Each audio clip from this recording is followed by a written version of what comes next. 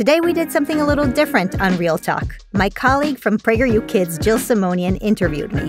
I welcome you to listen in as we discuss my educational philosophy. After 20 years of studying America's school system, I talk about what is at the root of its problems. We need an educational revolution.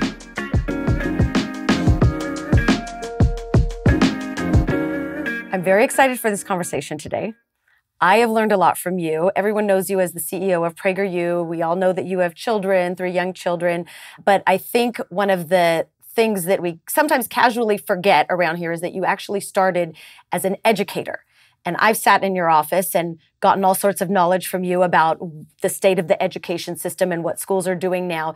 And I'm really excited to share this with everyone because you were in the trenches and you've been there, done that, and you've seen the change. And I'm curious if you can maybe describe a little bit about your education to become an educator and how you've seen the system change. First of all, thanks for this opportunity. I love speaking about education, specifically America's education. It's where my passion is. It's why I do PragerU.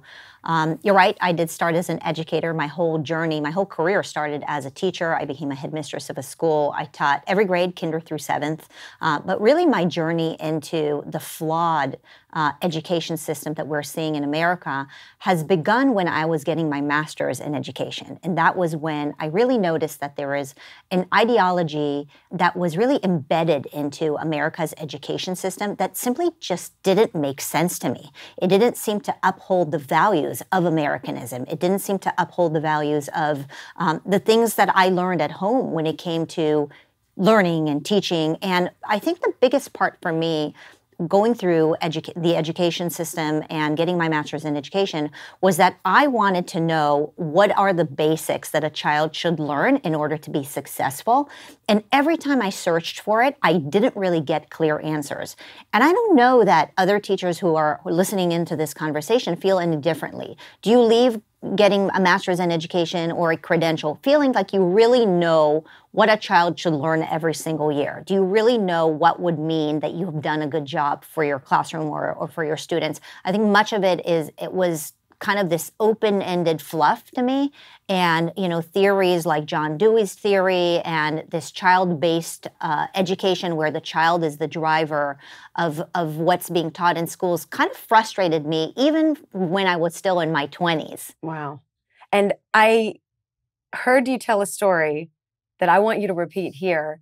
In your 20s, when you were getting your education, you got into an argument, allegedly, with one of your professors about John Dewey? Well, describe who John Dewey is first. For anyone who doesn't know, it's very typical of me to get into trouble because I had never seen myself as a sheep-like person, right? And so when somebody came to me with a fait accompli kind of statement, I would always challenge that because I think that by challenging ideas, you either agree with the idea ultimately and then you feel stronger about them, or you actually develop a second thought or a different thought and you feel strong about those ideas. And so I wanted to really, I was one of those students who didn't want to just get that paper degree. I wanted to really understand what I believe in and what I should then bring into the classroom. And ultimately, when I was ahead of the school, I wanted to really know what I stood for.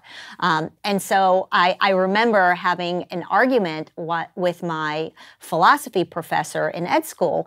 And the argument was about John Dewey's philosophy of education, which is a child-centered education. And this idea that, the child is curious. And ultimately, if we rely on the child's nature to lead us teachers in the direction that would, bring them curiosity, ultimately they'll learn whatever it is that they need to learn, and they won't resent learning because it will be more fun for them. It will be project-based, it would be exciting, and, through this curiosity, they will end up learning more and remembering more. And that was really the philosophy, this progressive philosophy that was, I want to use the word sold on us, but it's sold on us is an understatement. Right. It was, this is how it needs to be done. And then there's this other guy who had a completely different perspective. His name is E.D. Hirsch. And E.D. Hirsch is basically this old school education philosopher who got it totally wrong, and we should learn about him so we know what not to do. That was basically how it was laid out in my class. And I would venture to guess that most folks that are going through ed school have experienced a similar sentiment because the actual textbooks basically outline it like that. And so, you would imagine I'm reading the philosophy of John Dewey, and then I'm reading the philosophy of E.D. Hirsch. And it wasn't just because it was controversial that I wanted to learn more about E.D. Hirsch, though maybe in my 20s. But no, it actually resonated with me what E.D. Hirsch said. E.D. Hirsch said that every single grade, there is a certain knowledge base that a child should learn. And I actually remember ordering these books where every kindergartner should learn this, every first grader should learn this. And I found that to be incredibly helpful. And so I started diving down this philosophy that E.D. Hirsch was basically teaching. And I went back to my professor and I was pretty strong about it. I said, I actually don't understand. You expect the 6-year-old or the 7-year-old to decide what ought to be taught in class? How do they even have the knowledge to even come up with what needs to be taught in class? It just didn't make sense to me. And actually didn't make sense to me as a human being myself. My background, I was born in the United States, but then I was raised in Israel. And so I got the knowledge base from Israeli schools. And then when I came back to the United States around 20 years old, there was a piece of knowledge that I felt was missing because I didn't go to school here. I didn't go to grade school here. And so I wanted to know what that was. And I kept calling it the ladder. What is the ladder? I want to climb up that ladder. I want to know what needs to be known if you live in the United States. I wanted to have that cultural literacy. That is basically what E.D. Hirsch calls it, cultural literacy. I wanted to know it because I felt that even though I was an American, I felt that there must be some body of knowledge that is missing for me in order to be a productive citizen, in order to be a successful human being in this society. And I was searching for it. And when I was in education school, I thought, well, maybe I would find it there. You would think that an educator would have access to what is supposed to be this cultural literacy thing, what I kept calling the ladder. How does an immigrant know how to climb up the literacy ladder in the United States if the ladder is hidden? I kept asking that question. Where is the ladder? And then when I landed on E.D. Hirsch's books, that to me was the ladder. But they were telling you that that was wrong. They were telling me that it was wrong, that it's old school way of teaching. We let go of it since the 1950s. And, really a child is not going to enjoy learning this way because they're going to be disinterested in it, given that they didn't come up with it. I disagreed with that. As a mom, that does seem very dysfunctional to me to let, like you say, a 4-year-old, a 5-year-old, a 6-year-old lead what they're going to learn because they don't have any knowledge. And what we're seeing in schools now, and I imagine that you've seen this as well, what I've experienced at our former school, our former public school, there was this concept of the whole child. They kept referring to children as, we take the whole child approach. We take the child-centered approach.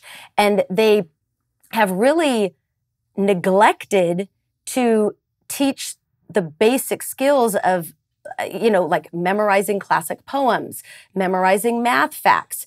I mean, tell me what has happened that you've seen. Yeah, I think what would be helpful to really understand is parents might find this very surprising, but there isn't a specific curriculum that is given to a school. And so the state does not actually write a specific curriculum. It's very brush strokes. And the school generally may not even have a specific curriculum. And so that is very brush strokes.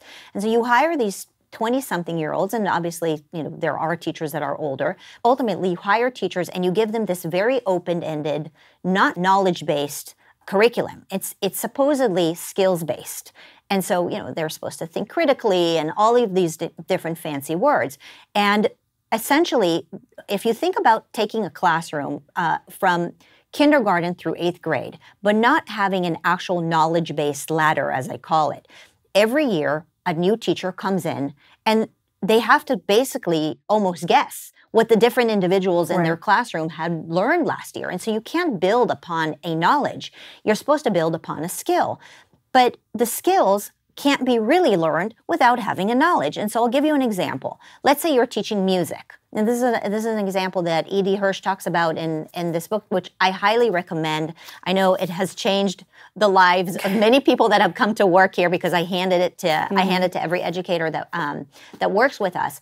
And so the example that E.D. Hirsch talks about is, let's say you're talking about music, and you believe that a child has the ability to create incredible music. They would be an amazing musician, okay? How can they even write this creative music without first learning the basics. How do you read the music? What do we consider good music to be?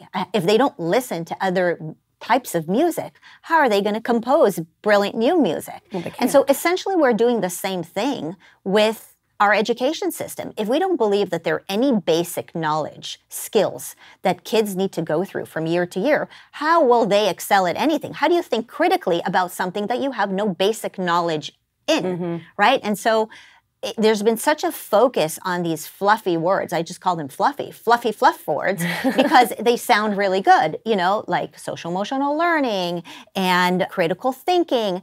And I'm not saying that critical thinking is not important, but if you have no knowledge and nothing to compare it to, what are you even going to think critically about, right? And so you have to have some basic instinct that is developed based on two things. How do you develop an instinct? You have the knowledge, and then you have the experience. You have knowledge and experience combined. That gives you instinct. Instinct is part of what leads to better critical thinking. But we're not giving them, again, this ladder, and that is part of the problem. So you have teachers who basically receive this brushstrokes curriculum, and based on that, they're supposed to create an opportunity for the child to think critically. But it doesn't work. I mean, we're seeing that it doesn't work. They've been moving in this progressive education, moving away from having specific standards, specific knowledge-based cultural literacy.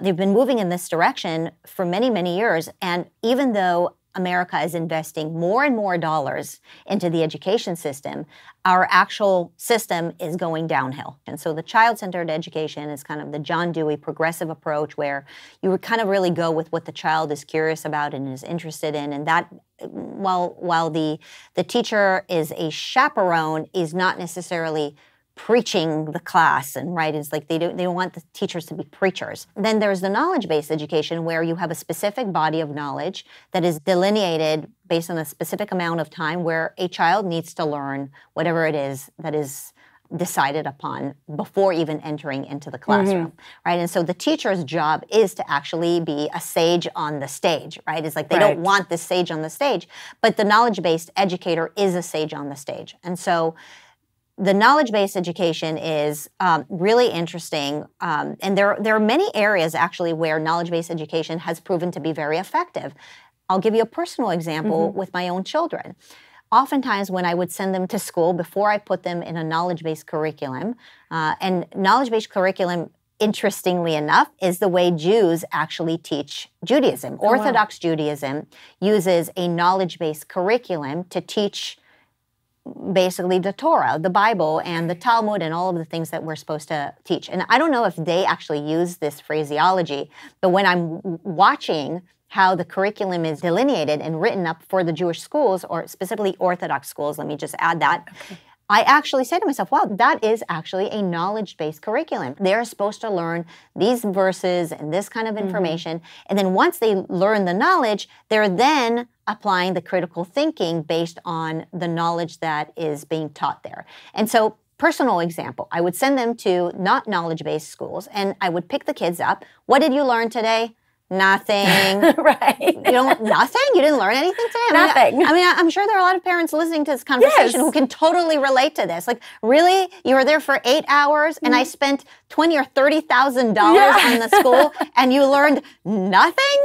How is that even possible, right? And then I started sending them to a more knowledge-based curriculum school, and I noticed that with the Jewish studies, what did you learn today?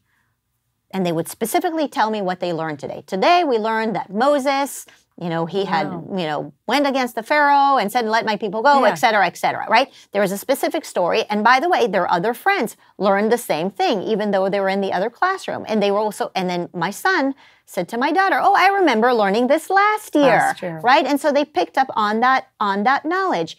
Can you think critically about that knowledge? Of course, right? But my point is, you can still achieve all of the critical thinking and all of these things that supposedly the child-centered classroom is supposed to achieve.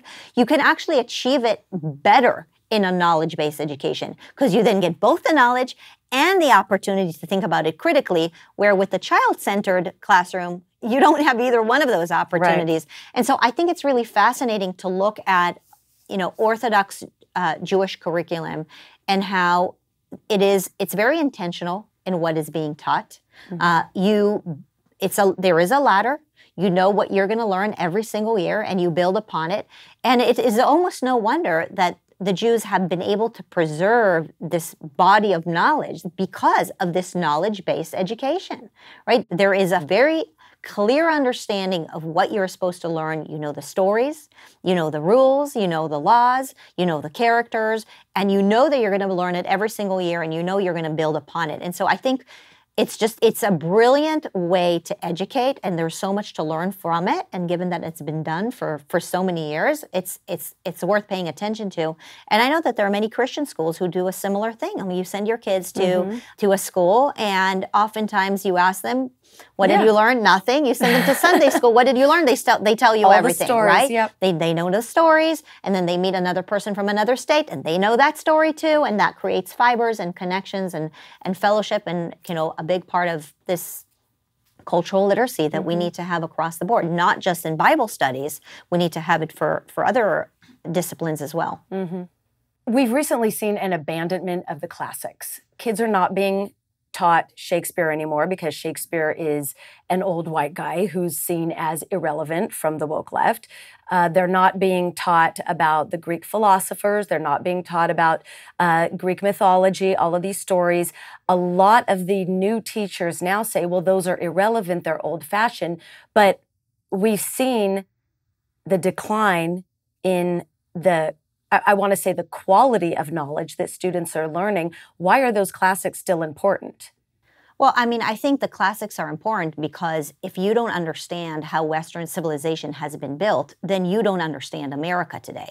How are you going to appreciate civics and the system that America is built upon if you don't understand the history of the kings and queens in Europe and monarchy and why we came here to begin with, right? And why we built the system as we have built. And there is a reason why teaching and learning about Western civilization helps better understand why what has happened today works, right? And so we are basically a nation with amnesia. We don't understand where we came from, and so it's no wonder why we don't know what gold we have in our hands right now with this country, and certainly we don't understand where we're headed because everything is mush. But the other thing is there's a Trojan horse in our system, and that is social-emotional learning, or these terms language arts.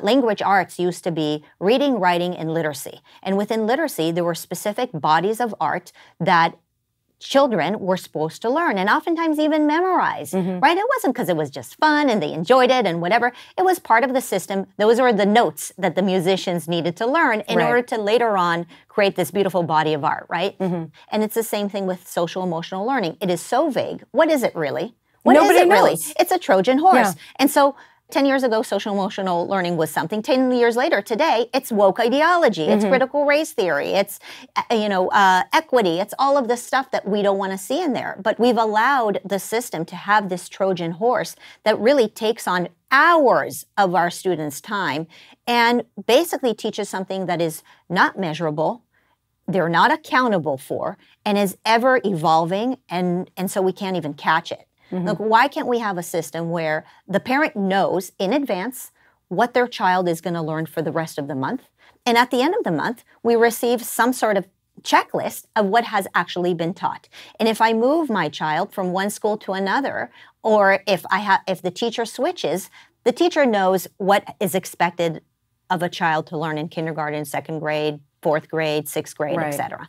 There are some people that will say, if you have I'm just going to call it centralized curriculum, then that the government is implementing in all schools across, every single community in the country, that's going to give a one-sided power, and you're going to, I want to say, indoctrinate kids with like a one-sided perspective. What is your response to that? I understand people being afraid of some authoritarianism in if there is a cabal that writes curriculum. I mean, we see that already with the teachers' unions. And so it's not that we don't have that, only now they get to do that in the dark with us being in the dark, without knowing what's going to happen.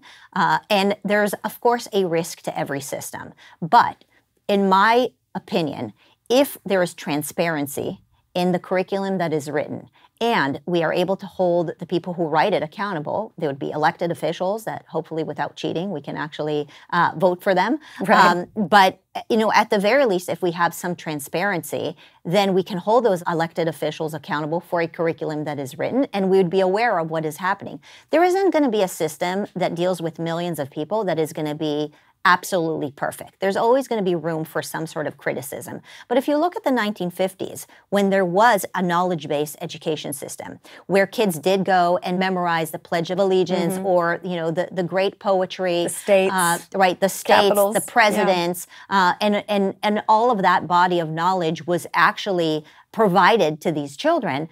I don't think that the case was that there was great authoritarianism in education. I think what we saw in the 1950s is that people actually just learned more and knew more. And I think that if you learn more and you know more, then you're less likely to have this groupthink. And, the other issue that we're dealing with when there isn't a cultural literacy is the lack of nationalism that it's creating, right? We don't have things in common anymore with our next door neighbor. And we're having a hard time having conversations with people because while we do speak English and we speak the same language, we don't have the same cultural literacy. We don't speak the same nationalism, right? And so we don't feel connected.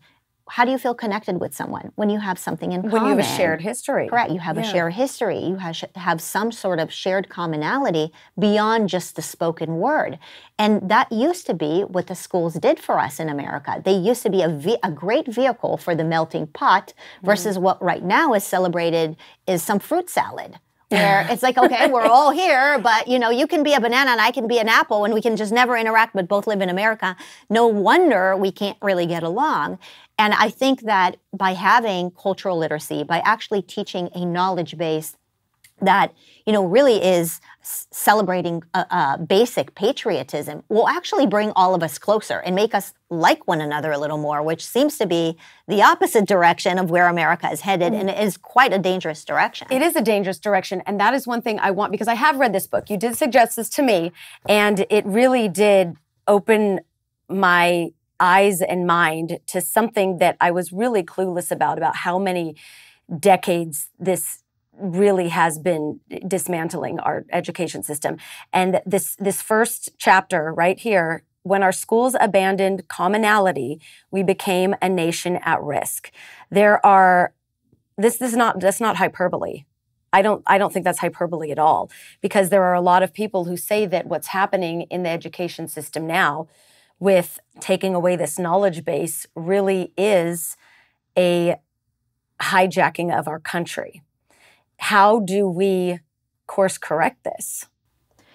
So I think what has happened in America's education system is dangerous on so many levels. Start with the fact that there is no knowledge base, and effectively it is making America dumber. And I'm just going to say it. We are becoming dumber. You hire the younger people you hire, compare them today with what they were years ago. It's unbelievable. I mean, the fact that there is no basic expectation that they can spell correctly, write correctly, or really even do math is one example of many other examples of they simply just don't know stuff. And they don't know stuff because we have not sent them to a school that expects them to know stuff. You compare it to schools that are knowledge-based, the kids who come out of there have more knowledge. And so that is danger number one. Yeah. Danger number two is that our kids are not getting along with other Americans. They don't feel patriotic. This word nationalism is supposedly a pejorative, which it really shouldn't be. It should be a completely normal thing that a child that grows up in America loves and respects their country. Does it mean that America is perfect? No, there's no country that is perfect. Is my mom perfect? She's not perfect. I love my mom. You know what I mean? Nobody's perfect. And your country's not going to be perfect. Right? And so, but there is this, there is this underlying disgusting agenda. And I don't know if it's an agenda that has been, manufactured and planned to attack our country. It could be. But even if it wasn't manufactured and planned, it has snowballed into this giant thing because our kids are not learning to love America. They're not learning civics. They're not learning the comparative history to see how we got here. Right. And so the element of becoming dumber, then not loving your country and having this, lack of patriotism and lack of understanding of who we are is a very, very dangerous thing. And then on top of that is this class warfare that is created now through much of what I call that Trojan horse, both SEL and language arts. So much of that curriculum is about critical race theory and equity, which is really creating that, I joke, fruit salad, but this is a very, very dangerous fruit salad because if we don't feel connected, we are not going to fight together for our country. And the melting pot was this brilliant idea that basically said to every single American, it doesn't matter what you look like. It doesn't matter what your last name is. It doesn't matter where your family comes from. Here is this ladder. Learn the ladder, participate in our nation, and you become an American. Now we're teaching kids, all that matters is what you look like. Right. All that matters is what your last name is. It doesn't matter what the ladder is. You don't even have a ladder. All you need to focus on is, how we are so different and how it will be virtually impossible for us to work together because that's what it feels like when you feel disconnected from that person sitting next to you. And I think that trifecta is weakening America in a way that is more dangerous than any external factors. It is no surprise to me that Mike Pompeo, former Secretary of State, said that the teachers' unions are the most dangerous thing to the United States. And that is because it is a direct attack on our children. And as long as our children remain politicized and there is this Trojan horse that is eating our education from within, we are gonna continue to go downhill. For parents whose kids are in the system that does not have any accountability in teaching the foundational basics, grade level to grade level, essentially that's, what is there to do? Yeah. There's like, how do we not feel despair? So if you really think about it, it is actually not that difficult to solve the problem. I don't know that we can solve it on a macro level because of all the bureaucracies and the institutionalized systems that have become, progressive education, not to mention their attachment to, the ideological left-wing agenda. But on a personal level as parents, it's actually not that hard to provide your child with cultural literacy.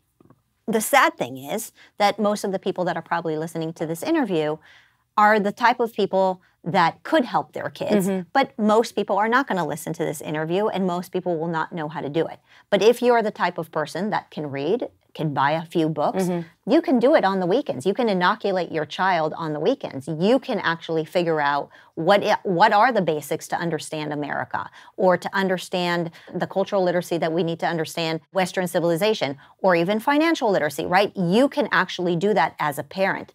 We have been told by government schools that our job as parents is to basically bathe our kids, make them lunch, and send them to school and then pick them up at the end of the day. And that the government schools or even the private schools, their job is to teach our children everything, including that emotional element of values. I don't believe in that. I believe that if you want to send your kid to a school, that's fine. But you can't forfeit your responsibility and just say, okay, let me just make them a sandwich for the day. That is not your role as a parent. It's not your only role as a parent. Your role as a parent is to actually provide them with knowledge as well. Right. And so I know it seems so overwhelming. What are you going to become, your kid's teacher? It seems really overwhelming, but it's actually not that hard. You can make the right choices of the type of books that you want your kids to read. You can have them watch PragerU Kids. We can talk about how PragerU Kids is that ladder. I mean, I really guarantee you that if your child, starting at kindergarten, if your child watches PragerU Kids every single week, they will climb up that ladder. They will receive that cultural literacy that we're looking to provide to children, which our schools are not providing. So there are ways to do it. There is a lot of information, but it's really not that much. And over 10 years, you can really teach a child a lot. And so a part of it is confidence, taking the first steps up that hill so it doesn't feel that overwhelming. And, you can order, there's a lot of great curriculum. There's classical conversations. There's classical curriculum that you could use as a supplementary curriculum at home. You don't have to necessarily send your child to a classical school, though I think it's great if you have access to those. And I also recognize that a lot of parents cannot homeschool their kids. If they can homeschool their kids, that's great.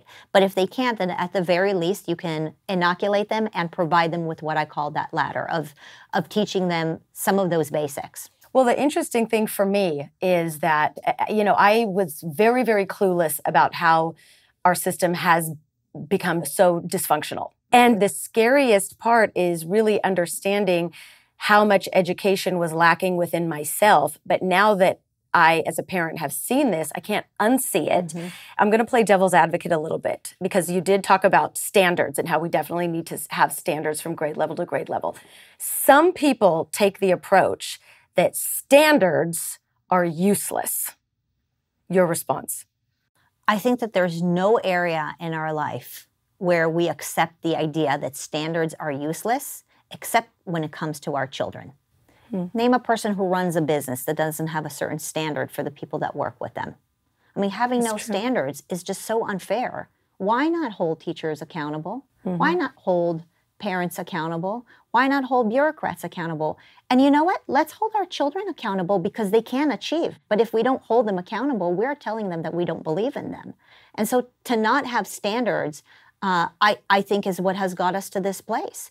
And I know there will be claims that there are some basic standards, which, by the way, are continuing to drop every single year in the name of equity and inclusion. And so watch what is happening. Every time we lower the standards or we remove standards, either a Trojan horse comes in, or our kids can't really accomplish very, very basic things. I mean, you look at Singapore, a country that is much smaller than ours.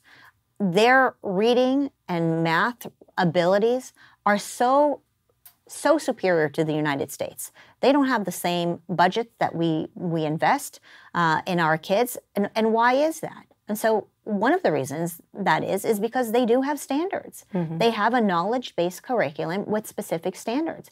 Everybody that is part of the system, and really raising a child, it takes a village, right? Mm-hmm. And so it's the teachers, it's the parents, it's the bureaucrat, it's the child themselves or herself.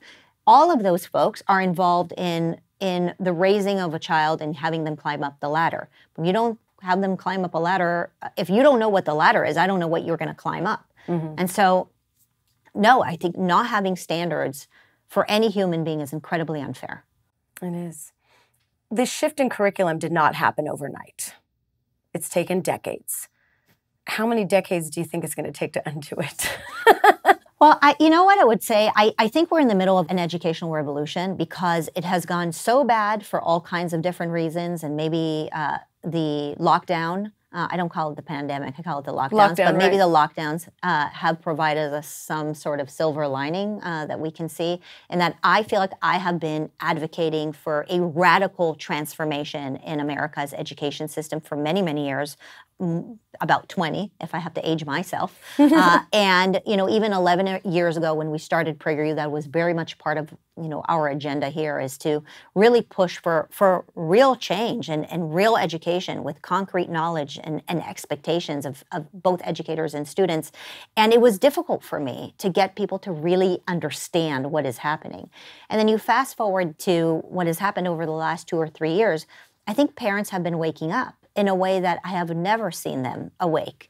And I think that kind of educational revolution can only happen if the masses wake up and start making demands. And I think we're getting there, because I'm starting to see parents getting more involved. And I think they want to do good. They want to change. They just don't know what is happening. Mm-hmm. They don't know what has led us to this, and they don't know what to even expect. And so part of it is to understand how we got here. Again, I really recommend this book, How to Educate a Citizen. Mm-hmm. It gives a really good survey of how we got here, starting with John Dewey and his colleague at Teachers College. His name is Howard Kilpatrick. Mm-hmm. He was the one who really believed in this natural education, romanticizing this idea that the nature knows best. And so it really started, many years ago, even before the 50s. But in the 50s, they rejected a lot of that philosophy, and then caught up later on in the 60s and 70s, and really skyrocketed with social emotional learning and the other new kind of curricula that has been brought into the schools. So, I think the bottom line is to understand what has happened. The next part for parents is to start asking real questions at the school. I mean, I think parents do deserve to know what their kids are learning, what the curriculum is going to look like, and demand something that is more than brush strokes. Like, you're sending your kid there for many, many hours. Oftentimes you're sending them to a private school where you're paying. You should know what they're learning. You should be involved. And not just because you have the right to do it, but you also have the obligation to help support what is happening in the school, right? If you're sending your kids to a wonderful school that is teaching them wonderful things, why not continue that conversation at home and actually embed it into your dinner discussions or your weekend discussions when you're driving somewhere, right? Why create this complete split between what is happening in the classroom and what is happening at home? Isn't that the best way to really create scaffolding for learning? Absolutely. Right? And so I think that's a great way to get involved. And if you're not seeing what you're hoping to see in your kid's school, then take it upon yourself, Friday or Saturday morning or Sunday morning to spend a few hours with your child and give them that ladder, because it is that ladder. It's the kids who do know what the ladder is and the kids who know how to climb the ladder that will actually end up making it further in life. Yeah, 100%. Well, you've taught us that here. I've learned that from you in just a couple years. Truthfully. There you go. 2 years. You don't need 12 years of education. No, 2 years I got a PragerU. lot more to go, but I have learned that from you. And I think all of us, collectively speaking, have really learned that meritocracy matters and results matter. And it needs to return to our education system and our schools, or else we have a bigger problem than we realize for the future of this country. Thank you so much for letting us listen to your wisdom for a change. Well, instead thank of you for asking listening. It's nice. It's nice to actually have an audience that finally gets it. It's been a long time where I felt like, I had a few conversations with a few educators, and oftentimes I felt really alone in this. By the way, just a shout out to anybody that works with Edie Hirsch. I've been trying, it's on my bucket list to try to meet any of the folks that are part of their foundation. And we so have to make it if happen. they're listening, if you're listening right now, please email me. We'd love to work with you guys. Maybe we can have Edie Hirsch on the program or someone from there. But thank you. Thanks for the opportunity to, fix this system that we care so much about. We care about our kids. We got to fix it. Yeah, we do. Thank you for teaching us.